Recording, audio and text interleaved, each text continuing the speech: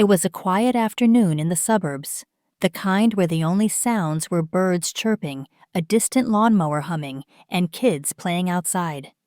Among them was a young boy, around 12 years old. He was dribbling a basketball on the sidewalk, focused on his game.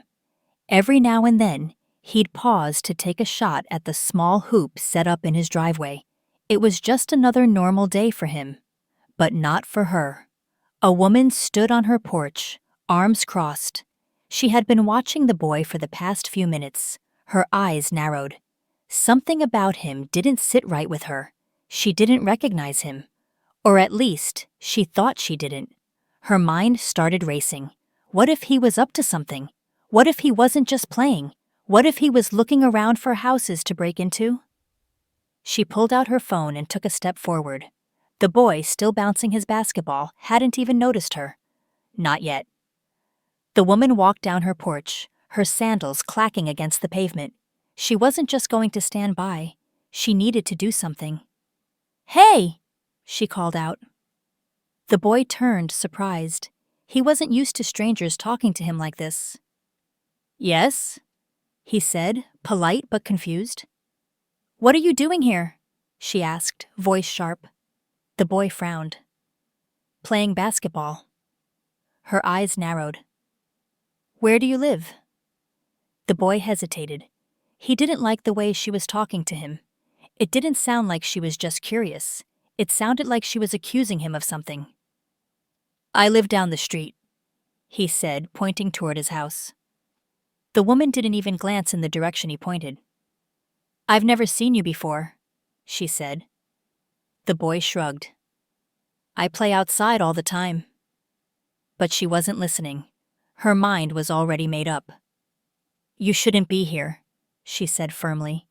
The boy's stomach twisted. He didn't understand. He wasn't doing anything wrong. This was his neighborhood too. "I live here," he repeated. The woman shook her head, pulling her phone out. "I don't believe you." The boy's heart started beating faster. She was calling someone. The woman tapped her screen and put the phone to her ear. "Yes, I'd like to report a suspicious individual in my neighborhood," she said. The boy felt his chest tighten. Suspicious? She was talking about him. He looked around, hoping someone would step in. A neighbor? A passerby? But the street was quiet. The only other person outside was an older man watering his plants a few houses away. He glanced in their direction but didn't say anything. The woman kept talking. "He's been standing outside for a while, looking around at the houses." The boy clenched his fists. "That's not true," he said. She turned her back on him, ignoring him completely. "Yes, he looks about 12 or 13, black, wearing a red t-shirt and basketball shorts," she continued. The boy's throat felt dry. This couldn't be happening. He thought about running home, but what if that made things worse? What if they thought he was actually guilty of something? He forced himself to stay put. "Yes, I'll stay here," the woman said into the phone. She turned and looked straight at him, her eyes cold. "The police are on their way." The boy felt his legs go weak. This was really happening.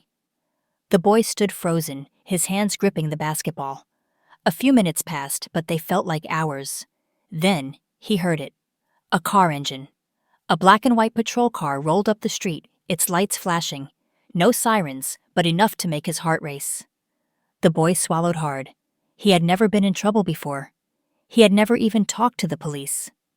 The car stopped, and 2 officers stepped out. Karen rushed toward them like she was greeting old friends. "There he is," she said, pointing straight at the boy. The officers turned, their eyes landing on him. One of them, a tall man with sunglasses, took a step forward. The boy felt like shrinking. The officer's voice was steady but firm. "Hey, bud, what's your name?" The boy's voice wobbled. "Jamie. Jamie, what are you doing here?" Jamie looked down at his ball, then back up. "Playing basketball." Karen scoffed. "He's lying. He's been walking around looking at houses. I saw him." The officer held up a hand, signaling for her to stop. Where do you live, Jamie? Jamie pointed down the street. Just a few houses that way. Karen crossed her arms. He's making that up. I've never seen him before. The officers exchanged glances. One of them, a younger guy with a notepad, scribbled something down. Do your parents know you're out here? The taller officer asked. Jamie nodded quickly. Yes, sir, I play out here all the time. But Karen wasn't backing down. He's been sneaking around. I swear I saw him looking through windows. Jamie's stomach twisted. That wasn't true. That never happened. The younger officer tapped his pen against his notepad. Did you see him actually do anything illegal, ma'am? Karen hesitated, just for a second, but she recovered fast. He doesn't belong here, she snapped. That was all she had. That was the real reason she called. And for the first time, Jamie saw the officers realize it too. Still, they weren't leaving. The tall officer sighed, lifting his radio. We're going to need to confirm his address, he said into the speaker. Just then, the sound of another car engine rumbled from down the street, and everything changed. A black SUV pulled up fast, tires crunching against the pavement. Before the car even stopped, the driver's door swung open. A tall man stepped out, Jamie's dad. His face was calm, but his stride was firm. Jamie felt his chest loosen just a little. Dad! He called, his voice shaking. His father's eyes scanned the situation in seconds. The patrol car, the two officers, Karen standing off to the side. His gaze landed on Jamie. You okay? He asked. Jamie nodded, but his throat was tight. His dad turned to the officers. What's going on here? His voice was steady, but there was no mistaking the authority in it. The taller officer cleared his throat. We got a call about a suspicious individual in the area. His dad's eyebrows lifted. A suspicious individual? Karen finally spoke up. He was looking at houses. I thought he was... But Jamie's dad cut her off. This is my son, he said sharply. Karen's mouth snapped shut. The officers hesitated. The younger one glanced down at Jamie, then at his dad. Sir, can we confirm your address? The tall officer asked. Jamie's dad didn't blink. He reached into his pocket and pulled out his wallet. He handed over his driver's license, cool and collected. This is my ID. Our house is right there. He pointed down the street. Jamie plays outside all the time. The officer looked at the ID, then back at Jamie. Silence. Then the younger officer sighed. Well, that checks out. Karen took a step back. But... Jamie's dad turned to her. Did you even ask him where he lived before you called the police? Karen opened her mouth, then closed it. She had nothing to say. The tall officer looked at her now, his expression unreadable. You called us on a kid playing basketball in his own neighborhood, he said, his voice flat. Karen's face turned red. I was just trying to be safe. Jamie's dad shook his head slowly. Safe from what? Karen stammered. I thought... She had no real answer, and now everyone knew it. Karen's confidence was gone. The officers weren't looking at Jamie anymore. They were looking at her. The tall officer crossed his arms. Ma'am, do you know how serious it is to call the police on someone without cause? Karen's eyes darted between him and Jamie's dad. I was just trying to be cautious, she insisted. Jamie's dad exhaled, running a hand over his face. He wasn't yelling. He didn't need to. His presence alone made it clear how serious this was. You put my son in danger, he said, his voice low. Karen's mouth opened like she wanted to argue, but then she closed it. The younger officer looked at Jamie. You okay, kid? Jamie nodded, but he felt exhausted. The tall officer turned back to Karen. We're going to have to file a report on this call. Karen's face paled. A report? False reports waste police resources. the officer said simply. Jamie's dad spoke again. And they put innocent kids at risk. Karen took another step back. I didn't mean.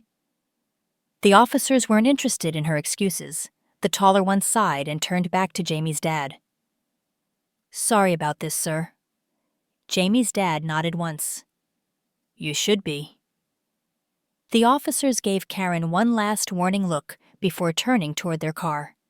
Jamie exhaled as his dad put a strong, steady hand on his shoulder. Let's go home, he said. Jamie nodded. As they walked away, he could still feel Karen's eyes on them, but for the first time, she wasn't the one in control. Jamie and his dad walked back to their car in silence. The officers were still there, speaking to Karen in hushed voices. She wasn't yelling anymore. She wasn't demanding anything. She just stood there, arms crossed, shifting from foot to foot. Jamie didn't need to hear what they were saying. He already knew. Karen had been wrong, and now she knew it too. His dad opened the car door for him. Get in, he said softly. Jamie climbed inside, gripping his basketball in his lap. His hands were still shaking. His dad slid into the driver's seat, exhaling deeply. For a moment, he didn't start the car. He just sat there, staring ahead. Jamie finally spoke. She really thought I didn't belong here. His dad's jaw tightened. He turned to his son, his eyes serious but calm. You do belong here, he said firmly. Jamie swallowed hard. She didn't see it that way. His dad didn't answer right away. He just reached over and squeezed Jamie's shoulder. Some people will never see it the right way, he admitted. But that's their problem, not yours. Jamie nodded slowly. He wasn't sure if that made him feel better or worse. Outside, the officers finally left. Karen rushed back to her house, avoiding their car as if looking at them was too much. Jamie's dad started the engine. Let's go home, he said.